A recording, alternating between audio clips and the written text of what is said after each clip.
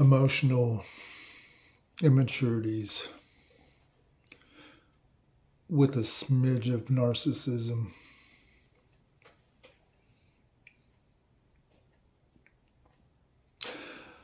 Those two things right there. I look back on my life, and there was a time where I couldn't hear anything. There was a time where I could not accept being wrong in any ways.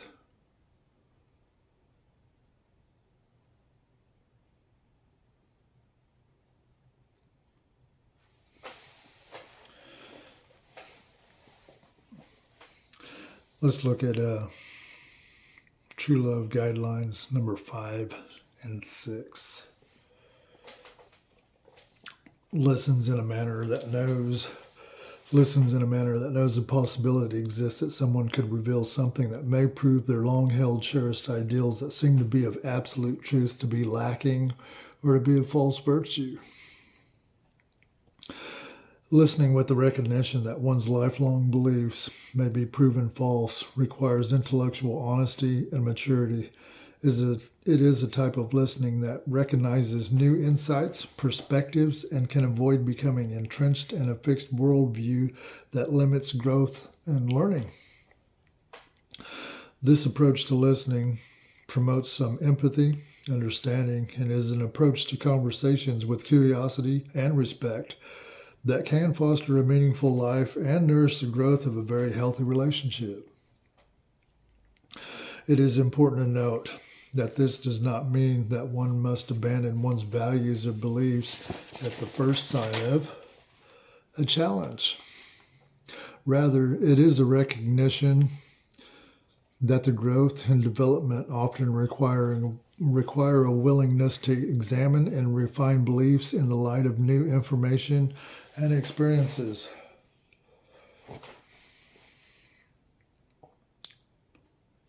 Yeah, there's nothing more annoying than dealing with someone who is be all, end all, very black and white, very, what else could we add to that?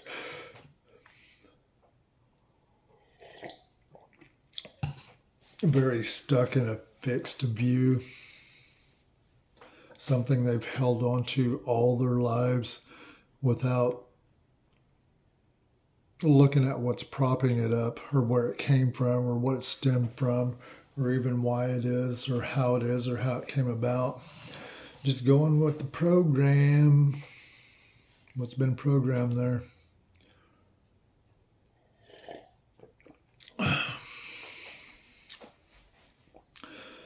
Anyways,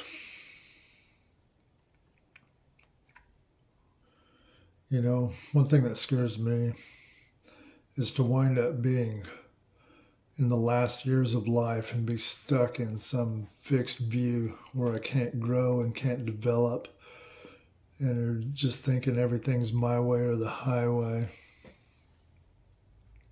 And that's not to say that there's some things that a person should stick pretty rigid to and what their boundaries are in certain areas of their life.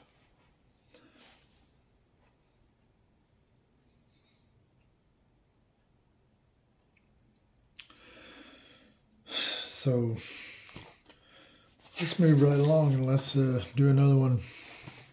Let's do True Love Guideline number 6. Strives to clarify that they have in fact understood what was being said and can relate to how the loved one felt or feels. This dynamic for any relationship shows that you honestly want to understand and that you do care. This process requires genuine effort and authenticity to acknowledge and address feelings. To help validate feelings and emotions is to communicate that their concerns are being taken seriously. Connection is key to all relationships, to know that you are there with them and they are with you. Three levels of intimacy are the following. The first is, yes, I know what you're talking about, but I've never gone through what you're going through. The second is, yes, I see you, I hear you, I feel you. I've experienced what you're going through now, and I understand what you might be feeling. And lastly is the deepest level of intimacy. Oh my God, you too. I thought I was the only one with that thing.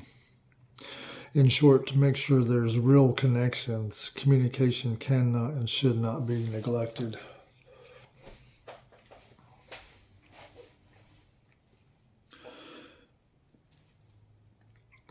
You know, I think we need to make something clear again. This book and this literature right here. This was written by someone who's had a lot of emotional disorders throughout their life, post-traumatic stress disorders, emotional immaturities, mostly due to alcoholism, because that's what alcoholism does to people. It separates their emotions from their intellects. It really stunts their emotions. Yeah, what an A+, right? And of course, you don't see it happening because it happens little by little, and then it accelerates. And by the time it starts accelerating, it's too late. You're already too far into your alcoholism. That's one angle. That's not to mention anything else. But anyways, yeah, some of this stuff, if a person looks at it, and if they're a fairly sane person, and they have not been around alcoholics or whatever, or addicts, drug addicts, alcoholism, stuff like that, then they would probably look at that and say, this doesn't make much sense. That's kind of overkill. That's going too far on the other side of the spectrum. But you know, in some cases, you really got to. You really got to, I think, from what I see so far. I could be wrong, but I honestly believe that guidelines, just some basic suggestions of what should be done in a particular situation, can be like such a breath of fresh air in certain situations.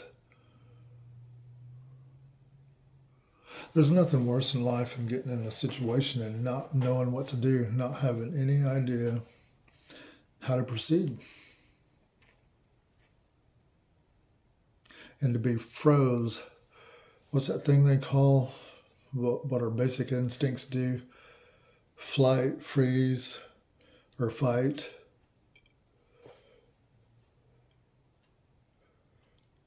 I don't know, maybe the fight and the flight's not bad, but to be stuck in froze mode, that sucks. I do know that.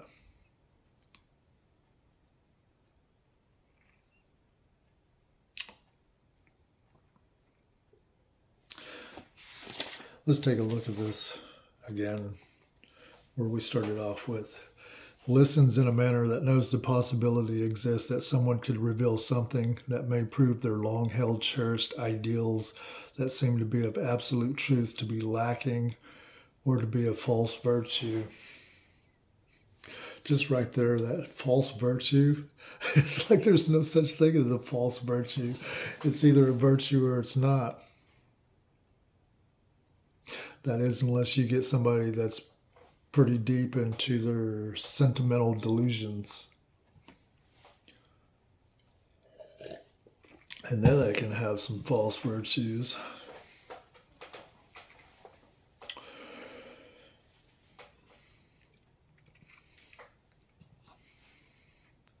Yeah, it's a very ugly place to be. It's a terrible thing.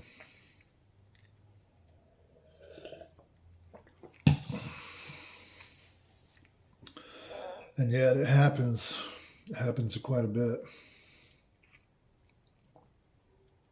You know, the weird thing, being stuck in a fixed view, that's not just alcoholics and addicts. It's not. Happens to people who are not drug addicts and not alcoholics. That's what's really trippy.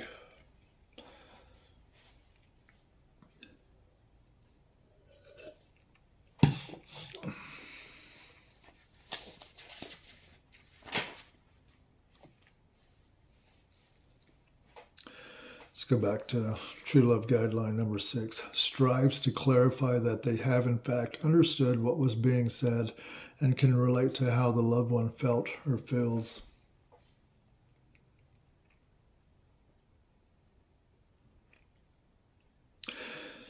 Here's a fun project. When you go about your day tomorrow, today, or whatever time you got going on, just next day or two,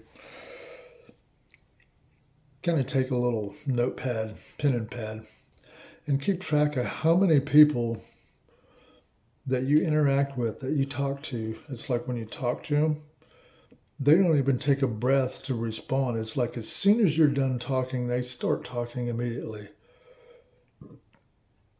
To me, that's like a huge red flag that they didn't absorb none of it. They didn't listen none at all. It's like they were in protection mode. They were stuck in the absolute truth mode of their absolute truth. And they're hanging rigidly to that. A lot of times, hell, they start talking over you before you can even finish talking. Myself, I like to try, and I'm not perfect at it. And as I said, try to take a full breath in and a full breath out before responding to anybody on anything, because it gives the brain time to absorb what was said or what was trying to be communicated. Because let's face it, most of us, we say stuff and we're not even sure what we're trying to say. We're just taking an attempt at it. We're just burying the hatchet just to get it started.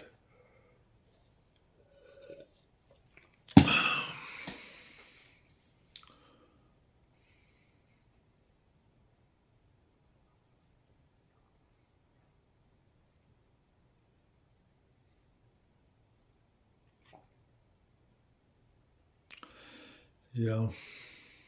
Or better yet, here's some more fun introspection to do. See how many times you answer a person and you don't take a breath in or out, and you start talking immediately as soon as they get done talking. As soon as they say what they're saying, and you just start talking immediately without going, and then respond. If not a good 2 or 3 breaths, if that, maybe 4, doesn't hurt any.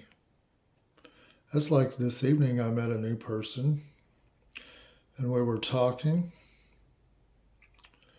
and I was doing the best I could to listen, and I just wasn't putting together what the guy was saying, and I had to really kick it up a notch.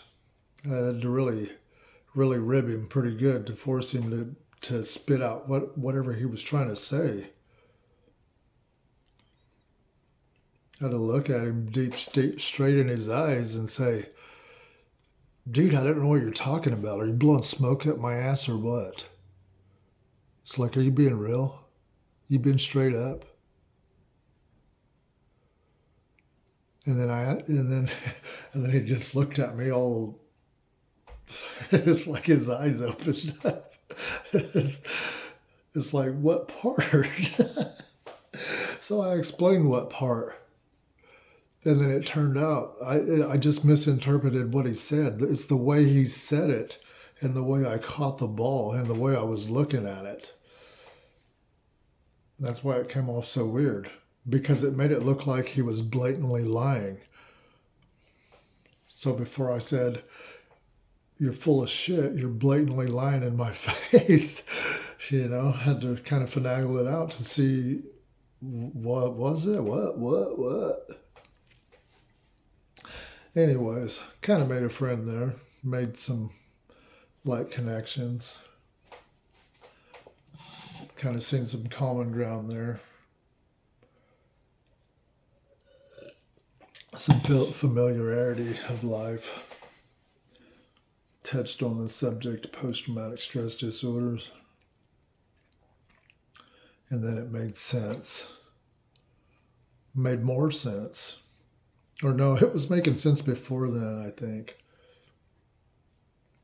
So anyways, yeah, kind of keep track of who starts talking immediately as soon as you say something and doesn't take a breath in at all.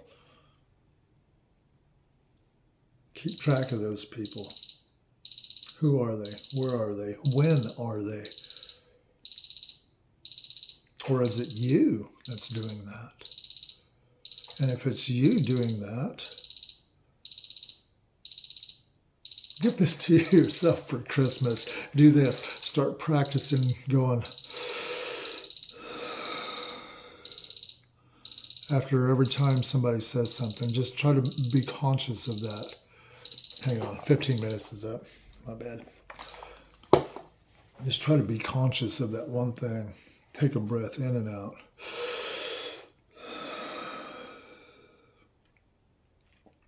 Doesn't matter who you're talking to. Doesn't matter if you're in a hurry, not in a hurry. Doesn't matter if it's a serious talk, not a serious talk. Just talking. Some odd reason to me, I feel like things go so much better with just that single inhale and exhale.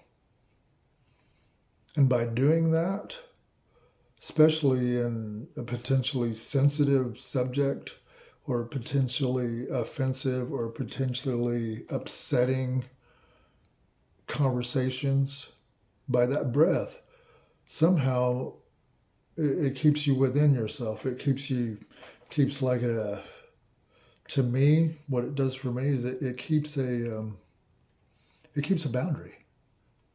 It keeps a healthy boundary. It keeps me from being completely shut out if I do get offended. And even if I do get offended, or if it's something that's just for goddamn ridiculous, I can still deal with it a little bit better than if I didn't. Because some odd reason, people who have been traumatized by drugs and alcohol, and yeah, it is a trauma. It's straight up trauma, dude. People who have been traumatized by drugs and alcohol and stuff like that, it's like their emotions are triggered easily. That some of it in certain areas, it can be a hair trigger, and they can really go off on you. And if you're lucky, then you get to see all that drama. And if they're lucky, they've trained themselves enough to where they do no name calling and no fault finding and blaming, but still can bin it off. Which is better than bottled up, because bottled up, it adds up. Anyways, that's more than 15 minutes. Have a good and see you in the funny papers.